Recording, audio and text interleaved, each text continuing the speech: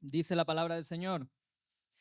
Estas cosas os he escrito a vosotros que creéis en el nombre del Hijo de Dios, para que sepáis que tenéis vida eterna y para que creáis en el nombre del Hijo de Dios.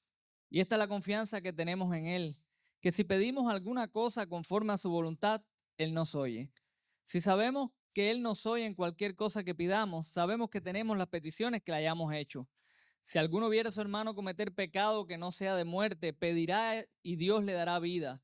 Esto es para los que cometen pecado que no sea de muerte. Hay pecado de muerte por el cual yo no digo que se pida. Toda injusticia es pecado, pero hay pecado no de muerte. Sabemos que todo aquel que ha nacido de Dios no practica el pecado, pues aquel que fue engendrado por Dios le guarda y el maligno no le toca.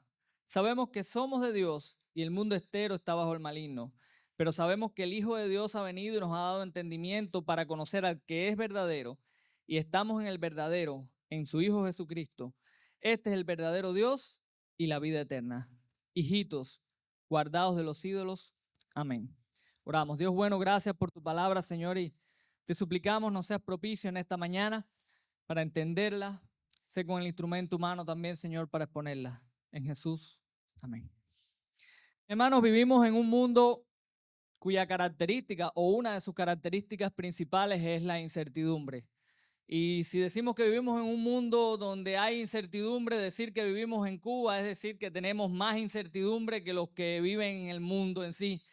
Constantemente el cubano está preguntándose muchas cosas y quizás la frase, las dos palabras que más repite el cubano son ¿quién sabe? ¿Se arreglará el problema de la corriente? ¿Quién sabe? ¿Vendrá el arroz este mes? ¿Quién sabe? ¿Mejorarán las cosas? ¿Quién sabe? ¿Por fin van a tumbar la MLC? ¿Quién sabe? Hay tantas cosas que nos generan incertidumbre y es parte de la realidad de la vida. El pecado ha causado un daño en el ser humano profundo. Es imposible vivir con certeza, es imposible para el hombre caído tener seguridad en un mundo con tanta incertidumbre. Ahorita estábamos allá afuera por la mañana y dice Iván, ahora cae una centella aquí. Y estábamos bonchando porque decía el lecero, usted no puede estar juntos, si cae, pasa algo aquí, se quedó la iglesia sin pastores, están todos reunidos aquí. Pero nos hace reflexionar también, el mundo es incierto. Así que tener certidumbre de algo, vivir con confianza parece un lujo, pero para los cristianos es una realidad. Los cristianos podemos vivir confiados. Los cristianos podemos vivir con tranquilidad a pesar de vivir en un mundo incierto. Y creo que esta última parte de la primera carta de Juan que hemos estado exponiendo hasta hoy, que hoy, gracias a Dios, estamos terminando, yo creo que en esos últimos versículos, versículos 13 al 21, el apóstol Juan, repitiendo ya todas las mismas ideas que él ha estado tratando en la carta durante todo este tiempo que hemos estado viendo, una vez más quiere dejar ese sabor de confianza y de seguridad en el pueblo de Dios, a la luz de algunas certezas que les está mostrando en este pasaje. Yo creo que la verdad del pasaje es simple: podemos vivir confiados ante Dios. Podemos vivir confiados ante Dios. Y lo dejo así, podemos vivir confiados ante Dios, porque quiero que quede claro que esa confianza no es una confianza en nosotros mismos, no es una confianza que nosotros podemos tener porque sí, porque el mundo nos dice que sí, que seas confiado, que tengas esperanza. No es un mensaje motivacional, es una certeza, es una seguridad de que un creyente ante Dios, porque cuando decimos ante Dios estamos reconociendo de que es Dios el soberano, de que es Dios quien controla, que es por el hecho de que Dios es quien es, que tú y yo podemos vivir confiados. Y yo creo que la manera en que Juan nos inspira esa confianza es mostrándonos algunas certezas que el creyente puede tener en su vida. Y lo sabemos porque en los versículos 13 al 21 hay una palabra que probablemente es la que más se repite. Y los que han estado leyendo quizás ustedes la vieron ya. Y es sabemos.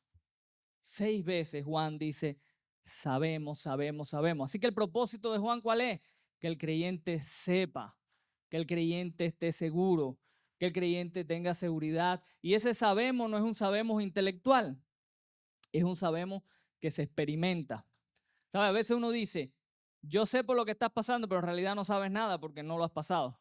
Pero a veces una persona te dice, yo sé por lo que estás pasando.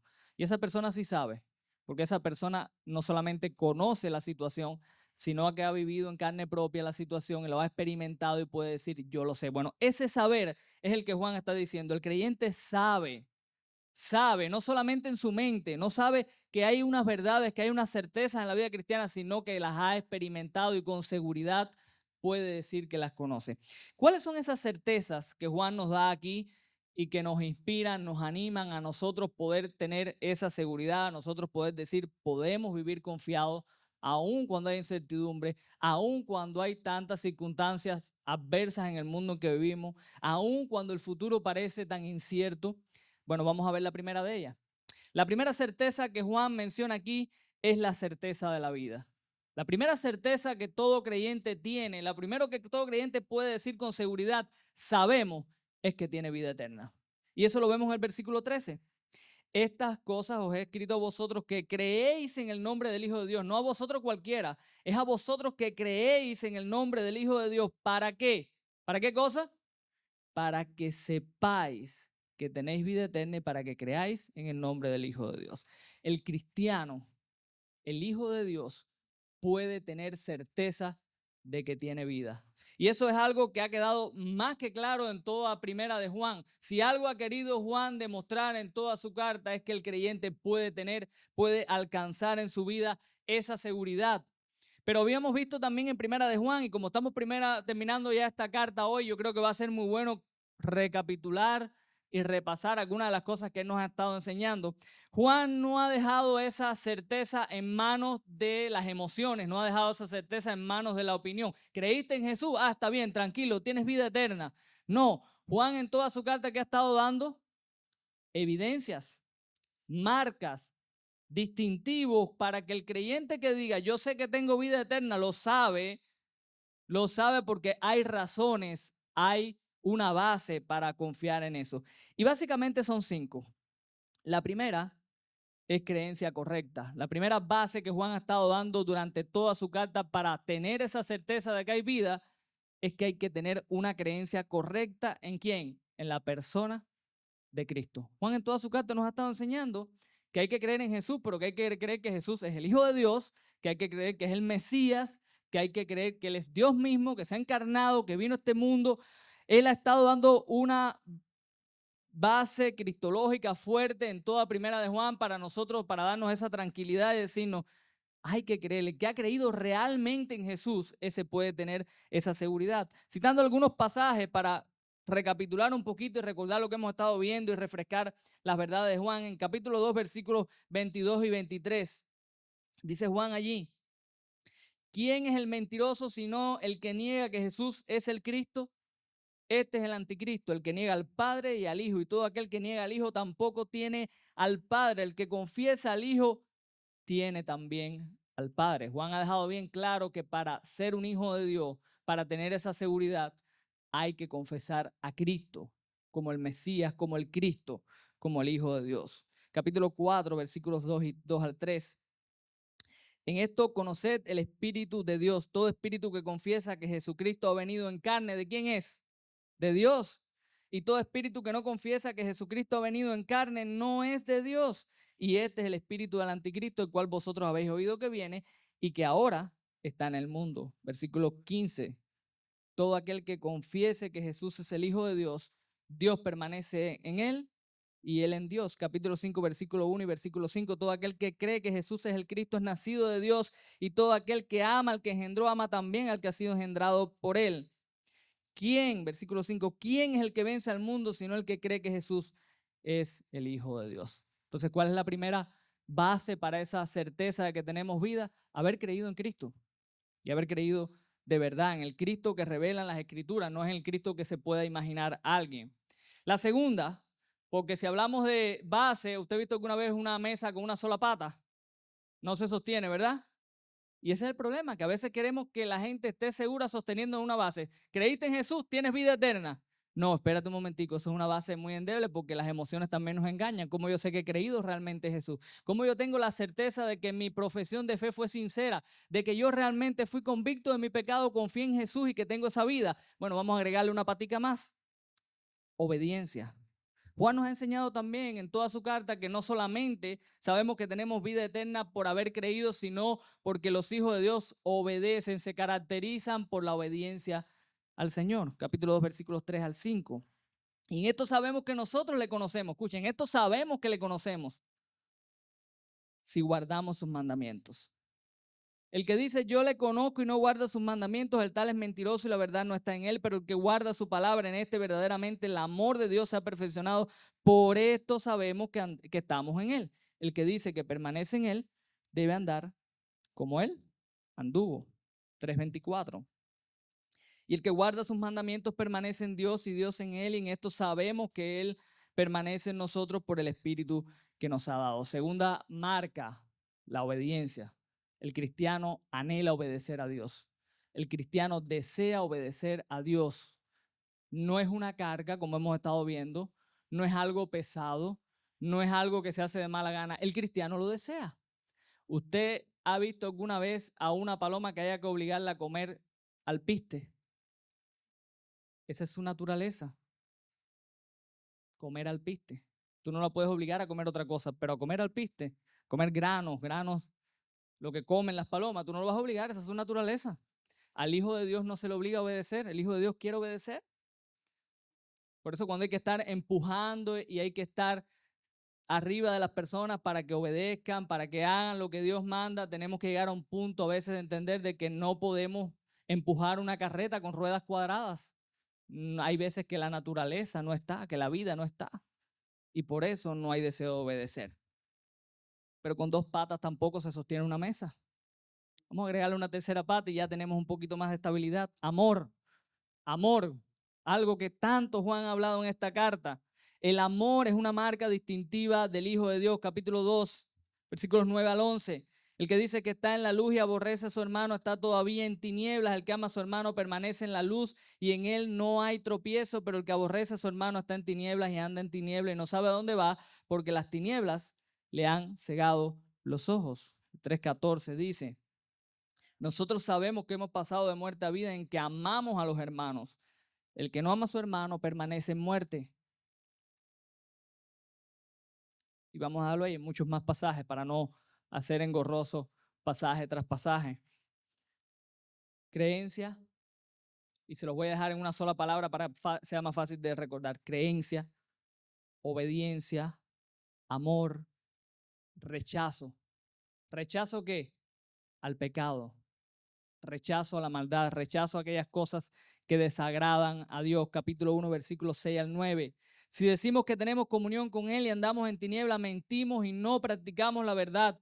Pero si andamos en luz, como Él está en luz, tenemos comunión unos a otros y la sangre de Jesucristo, su Hijo, nos limpia de todo pecado. Si decimos que no tenemos pecado, nos engañamos a nosotros mismos y la verdad no está en nosotros. Si confesamos nuestros pecados, Él es fiel y justo para perdonar nuestros pecados y limpiarnos de toda maldad. 3, 6 al 9 dice, todo aquel que permanece en él no peca. Todo aquel que peca no le ha visto ni le ha conocido. Hijitos, nadie os engañe. El que hace justicia es justo como él es justo. El que practica el pecado es el diablo porque el diablo peca desde el principio. Para esto apareció el Hijo de Dios para deshacer las obras del diablo. Todo aquel que es nacido de Dios no practica el pecado porque la simiente de Dios permanece en él y no puede pecar porque es nacido de Dios. No practica el pecado, no se deleita en el pecado, rechaza el pecado en su vida. Quinta base, la verdad, anda en la verdad, se mueve en la verdad, camina en la verdad. Capítulo 2, versículos 20 y 21. Dice así, pero vosotros tenéis la unción del Santo y conocéis todas las cosas. No os he escrito como si ignorases la verdad, sino porque la conocéis y porque ninguna mentira procede de la verdad. El Hijo de Dios vive en la verdad, se deleita en la verdad, camina en la verdad. Y lo último, el testimonio. Capítulo 3, versículo 24. Y el que guarda sus mandamientos permanece en Dios y Dios en él, y en esto sabemos que permanecen en nosotros. ¿Por qué cosa? Por el Espíritu que nos ha dado. El Hijo de Dios tiene el testimonio del Espíritu en su vida, que testifica, que le convence. Versículo 13, capítulo 4, en esto conocemos que permanecemos en Él y Él en nosotros, en que nos ha dado ¿de qué? De su Espíritu. Entonces, seis razones fuertes y contundentes, 6 marcas distintivas de un hijo de Dios, para poder Juan decir al final de su carta, sabemos, estas cosas las he escrito para que sepan que tienen vida eterna, porque Juan nos ha dado marca tras marca para que cuando tú mires tu vida, tú puedas decir, sí lo sé, sí lo sé, tengo vida eterna. Y son fuertes y son claras para la vida de un creyente. Hay una base segura sobre la cual tener esperanza. Y yo creo que la lección en esta primera parte o en esta primera certeza que Juan está señalando acá es que Juan quiere que su pueblo, y cuando decimos Juan decimos el Señor, que fue quien inspiró a Juan, quiere que su pueblo tenga esa tranquilidad y esa seguridad. Lo hemos estado diciendo desde que empezamos Juan. Juan no es una carta para regañar al pueblo de Dios. Juan no es una carta para hacer dudar al pueblo de Dios. Juan es una carta que por su tono, por la manera que está escrito, por lo que nos está diciendo que fue su propósito, por ese lenguaje cariñoso que hemos estado viendo en todo Juan de hijitos, hijitos, hijitos, él ha tenido un propósito bien claro de animarles y que ellos tengan esa tranquilidad y esa seguridad en su vida. Hermanos, hay muchas cosas en este mundo por las cuales estar preocupados. Hay tantas situaciones que resolver, hay tantas cosas que nos dejan, que nos quitan el sueño. La salvación de tu alma, tu vida espiritual, no debe ser una de ellas. Dios quiere que tú tengas esa certeza. Por supuesto, no una certeza en el aire. Si tú puedes ver estas cosas en tu vida, si tú sabes que has creído, si tú eres una persona que obedece al Señor, que ama a los hermanos, que rechaza el pecado, que vive en la verdad, que tienes esa convicción del Espíritu en tu vida, tú no tienes que estar dudando de la vida eterna que tienes. Tú puedes estar tranquilo. Y vale aclarar y recordar una vez más, como hemos estado diciendo, que estas cosas no son perfectas. No es que tú tienes una obediencia perfecta, no es que tú tienes un amor perfecto, ni que no falle, ni que no tropiece, pero tú puedes ver en tu vida las marcas de alguien que está caminando en estas cosas, que se deleita en estas cosas, que se agrada en estas cosas, que cuando alguien le dice, oye, eso que estás haciendo no es conforme a la voluntad de Dios, no está poniendo peros y no está enojando, si no está molestando, quizás pueda decir, me es difícil, me está costando trabajo, pero en su corazón reconoce que es lo que Dios quiere y quiere caminar en esas cosas. Entonces, ten esa seguridad y ten esa certeza, la certeza de la vida. Esa es la primera certeza que Juan nos muestra. ¿Cuál es la segunda? La certeza de que Dios nos escucha. La certeza de que Dios nos escucha, versículos 14 al 17, una gran porción de esta última parte se centra en esto. Mira cómo comienza diciendo el versículo 14. Y esta es la confianza que tenemos en Él, que si pedimos alguna cosa conforme a su voluntad, Él nos oye. Quiero ir recorriendo lo que Juan viene, cómo Juan va trazando este tema, porque ahora él trata este tema de la certeza de que Dios nos escucha para enfocarse en una petición específica. Lo primero que él dice es, tenemos esta confianza, ¿cuál? Que si pedimos alguna cosa conforme a su voluntad, ¿qué es lo que va a ocurrir? ¿O qué es lo que ocurre? Que Él nos oye, que Él nos escucha. Dos cosas hay que decir aquí. Primero, decir que Dios nos escucha no es decir que si tú pides, o sea, como si Dios hubiera cosas que no escuchara. Dios es omnipresente, Dios es omnisciente. En ese sentido, Dios lo escucha todo. Pero cuando Juan dice que Dios escucha específicamente las oraciones que son hechas conforme a su voluntad, está hablando de la realidad de que Dios recibe con agrado ese tipo de oración, que Dios la recibe, que Dios la escucha en el sentido de ser favorable hacia la persona que está orando de esta manera. No rechaza la oración que es hecha conforme a su voluntad. Y lo otro que es importante decir en esta parte, que cuando hablamos de orar conforme a la voluntad de Dios, estamos hablando de orar conforme a la voluntad que ha sido revelada para nosotros. Hermanos, cuando hablamos de la voluntad de Dios, hay una voluntad que los teólogos llaman la voluntad secreta, que yo prefiero llamarle la voluntad soberana de Dios, que tú no la conoces, que yo no la conozco,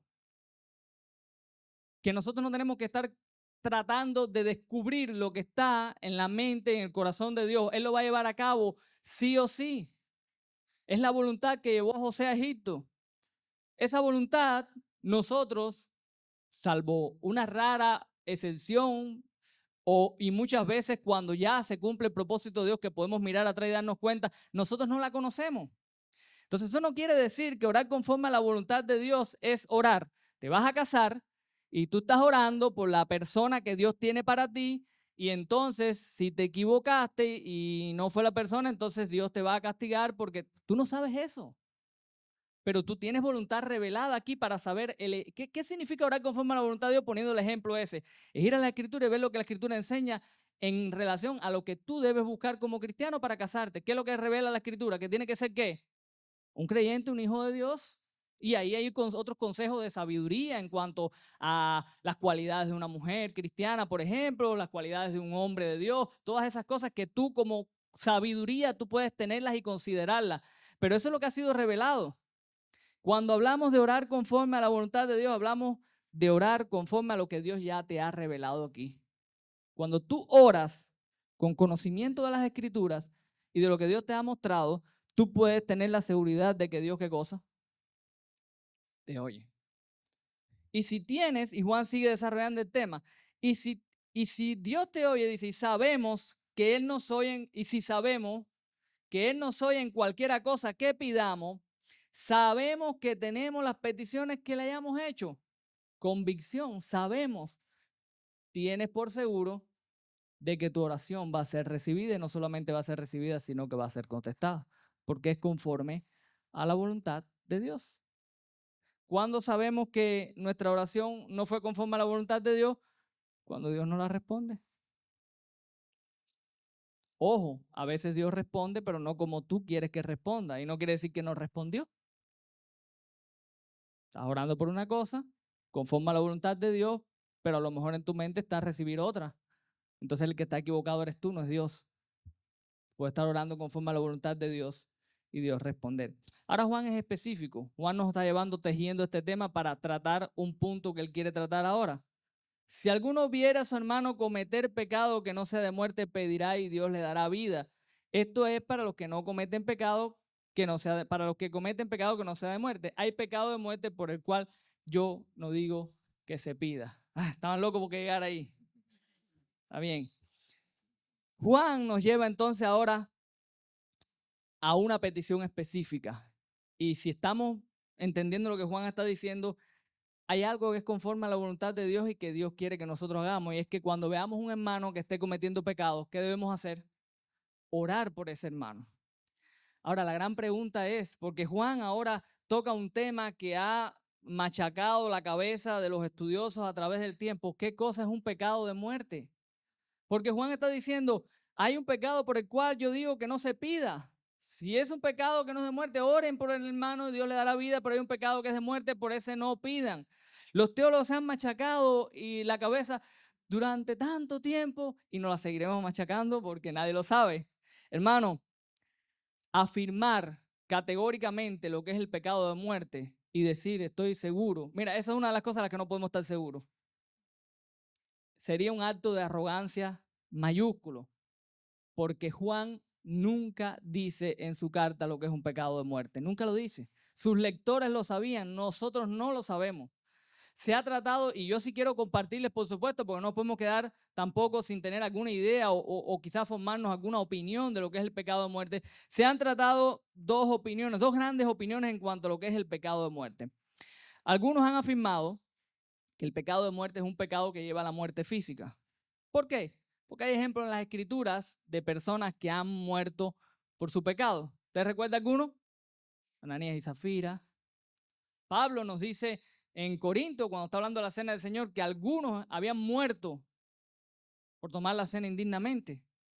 Entonces, hay ejemplos en la escritura de personas que han muerto conforme a su o por su pecaminosidad, por supuesto. El problema es que quien está escribiendo esta carta es el apóstol Juan, no fue ni Pablo, no fue Pablo y no fue Lucas que nos narró los acontecimientos de hecho. Entonces, lo que está diciendo Juan no es necesariamente lo que estaba diciendo Pablo en un momento determinado. Y eso es un gran problema.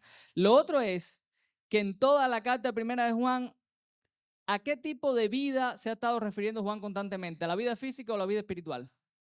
A la vida eterna, ¿verdad?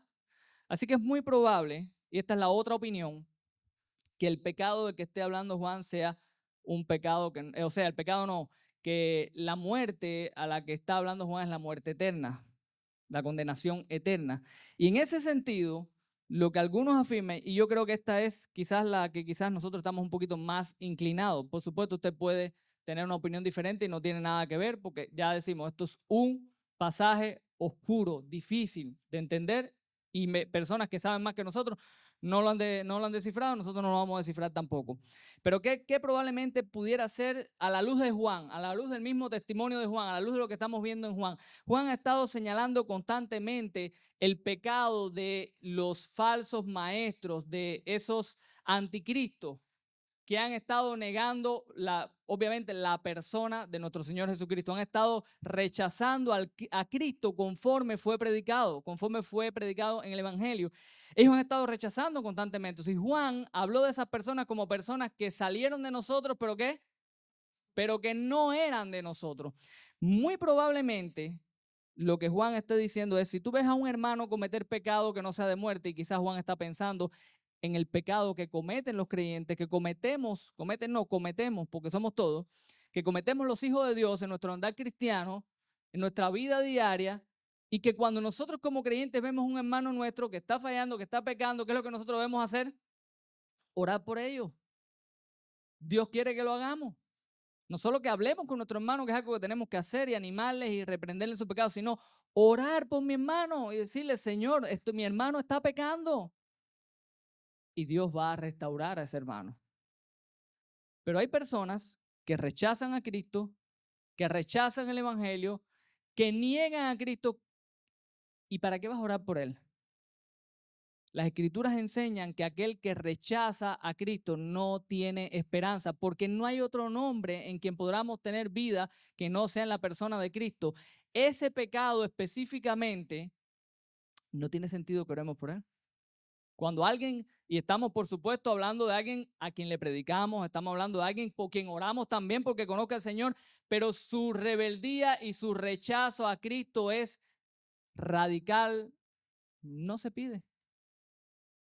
Es lo que quizás puede ser y quizás la interpretación que nosotros estamos más inclinados a pensar. Hermano, para que esto no traiga quizás conflicto a tu vida en cuanto a la manera que debes responder este pasaje, cuando Juan escribe esto, su foco está no en que te atormentes pensando en cuál es el pecado de muerte, sino en que hagas lo que él te está diciendo. Y lo que él te está diciendo es que tú tengas la seguridad de que cuando tu hermano está pecando y tú lo ves pecando, tú puedes orar a Dios, tú puedes descansar en el Señor, tú puedes ponerlo delante del Señor y Dios va a tratar con su vida. Eso es lo que tú tienes que llevarte de esta parte.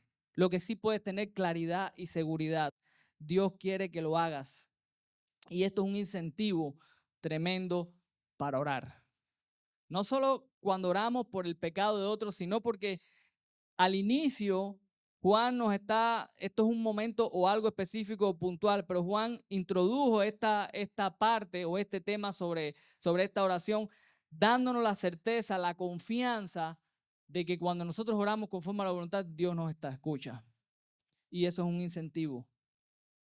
El pueblo de Dios a veces pierde su pasión por la oración. Yo creo que en cuanto a la oración vivimos en dos grandes extremos. Hay algunos que llevan la oración a un punto extremo, donde creen que todo lo que pidan, si lo piden con suficiente fe, con suficiente convicción, Dios se lo va a dar sin entender que Dios va a responder conforme a su voluntad. Pero está el otro extremo, y quizás es el extremo que más nos toca a nosotros, que somos quizás de una cultura evangélica un poco más tranquila y calmada, pero pecamos también de la otra parte, que no confiamos en que Dios espera que nosotros oremos. Y perdemos a veces la pasión en nuestra vida de la oración ferviente, la pasión por la oración, el anhelo de orar y descansar en el Señor, esa convicción de que tú no estás orando al aire, de que tú no estás orando y que tus oraciones están chocando en el techo, de que hay un Dios que te está escuchando y que hay un Dios que le importa cuando tú realmente oras conforme a su voluntad. Y eso es lo que te puedes llevar de esta segunda convicción. Tercera convicción. Hemos visto dos. La convicción de que tenemos vida, la convicción de que la certeza de que tenemos vida, la certeza de que Dios nos escucha. Tercera certeza, la certeza de que Dios nos guarda. Versículos 18 y 19. Sabemos que todo aquel que ha nacido de Dios no practica el pecado, pues aquel que fue engendrado por Dios le guarda y el maligno no le toca. Sabemos que somos de Dios y el mundo está bajo el maligno. En esta última parte, en esta parte, Juan trata la certeza de que el Hijo de Dios es guardado. Y es interesante porque él ha estado hablando ahora del pecado, de orar por aquel que peque y demás, y ahora es como si volviera a recapacitar a lo que él ha estado enseñando en su carta y dice, y es como si hiciera un paréntesis, pero sabemos que aquel que ha nacido de Dios no practica el pecado, peca, pero no practica el pecado, ya eso lo hemos estado diciendo en Juan, ¿ok? Lo repito para los que no han estado en la serie, están aquí hoy y quizás no han oído todo lo que hemos enseñado, pero nosotros hemos estado enseñando y mostrando a la luz de Juan que los cristianos sí pecan, sí fallan, pero no practican el pecado, que es diferente. No se deleitan, no viven en el pecado, no es un hábito y una práctica constante de su vida. Es lo que Juan está diciendo aquí. Sabemos que el que ha nacido de Dios no practica el pecado y nos da la razón, pues aquel que fue engendrado por Dios le guarda y el maligno no le toca. Algunas traducciones dicen que el que ha sido engendrado por Dios se guarda y el maligno no le toca. Entonces hay diferentes opiniones en cuanto a cómo se traduce este pasaje. Algunos dicen es que Dios nos guarda, Él nos guarda, y otros que es Él mismo el que se guarda. Salvando quizás un poco la ambigüedad, podríamos decir que ambas son reales. O sea, el cristiano se guarda, se cuida su vida espiritual, se ocupa de guardarse ante el pecado, pero esa realidad solamente es posible porque Dios nos guarda a nosotros.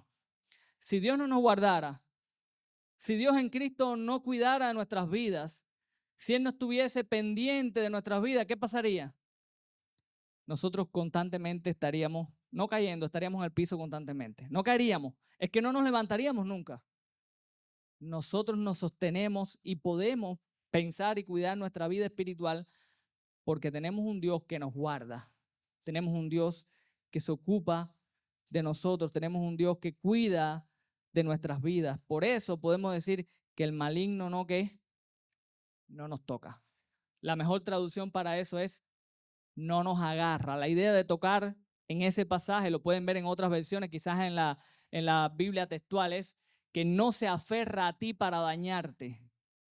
Esa es la idea que está transmitiendo Juan, que los hijos de Dios, el que fue engendrado al igual del maligno, no se agarra, no se aferra a ti para dañarte, para destruirte, para afectar tu vida.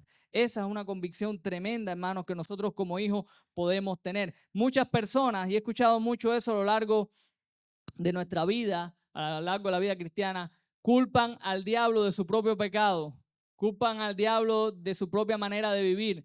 Recuerdo una ancianita que conocí que vivía constantemente con el pánico porque al lado de su casa había unos idólatras que siempre estaban fumando tabaco, echando humo a los ídolos y el humo le entraba. Y recuerdo que ella siempre me decía, pastor, yo tengo miedo porque el humo entra y eso me va a hacer daño.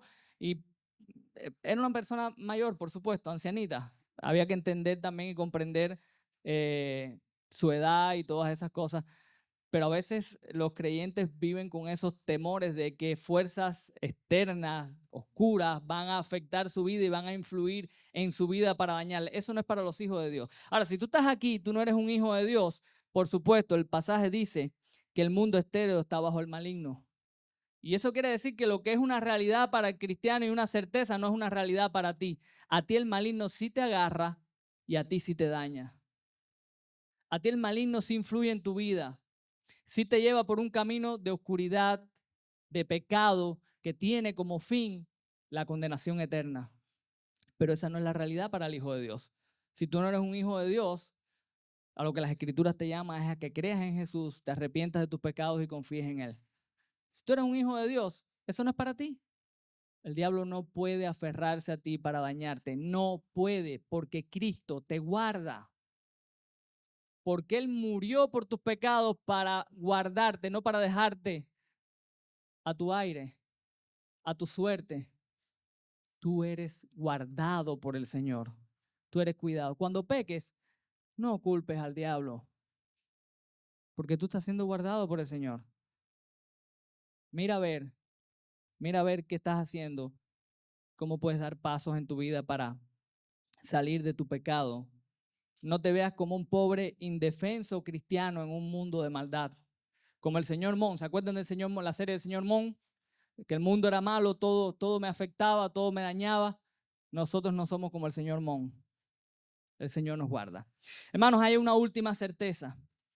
La certeza de que estamos en el verdadero. Y creo que es una manera preciosa de terminar primera de Juan, porque Juan comenzó hablando de Cristo y termina hablando de Cristo. Y en los versículos 20 al 20 y 21 dice, pero sabemos que el Hijo de Dios ha venido y nos ha dado entendimiento para conocer al que es verdadero. Y estamos en el verdadero. Y nos dice quién es el verdadero, en su Hijo Jesucristo. Este es el verdadero Dios y la vida eterna. El verdadero Dios y la vida eterna. Juan nos recuerda, me encanta, hermanos, ese pasaje. Me encanta ese pasaje. Y ese es el único pasaje que me ha bastado para hablar con personas que niegan la deidad de Cristo. Con ese solo pasaje, nadie, no he encontrado todavía la persona que me pueda contradecir a la luz de ese pasaje que Cristo no es Dios. Verdadero Dios y la vida eterna. Juan termina como comenzó. Cristo es el único y verdadero Dios. Por eso entendemos el único imperativo que tiene el pasaje en el versículo 21. Hijitos, ¿qué cosa? Guardaos de los ídolos. A veces cuando vemos este versículo 21 parece, bueno, qué raro está esto en todo lo que Juan está diciendo. De pronto sí dice, hijitos guardados de los ídolos. Si Jesucristo es el verdadero Dios y la vida eterna, lo más que tenemos que hacer nosotros en esta vida es guardarnos de los ídolos.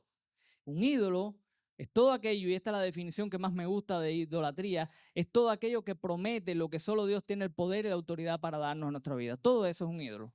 Por eso dentro de eso entra el dinero, poder, personas, todo lo que puede darme lo que solo Dios me puede dar, o prometa darme, porque no lo puede dar, prometa darme lo que solo Dios tiene el poder y la autoridad para darme. Pero en relación a este pasaje encontré un texto que quiero leerles, un comentario bien interesante de un autor que dice así, hablando de lo que es ídolos aquí en Primera de Juan, y dice, quienes se declaran cristianos, pero no creen en la verdad sobre Jesús, no viven una vida recta obedeciendo los mandamientos de Dios, ni aman al prójimo, corren el peligro de ser idólatras.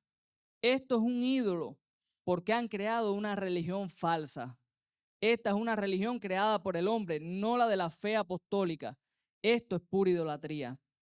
Abrazar una forma de cristianismo que permite negar la verdad sobre Jesús, no vivir una vida piadosa o no amar al prójimo es crear un ídolo.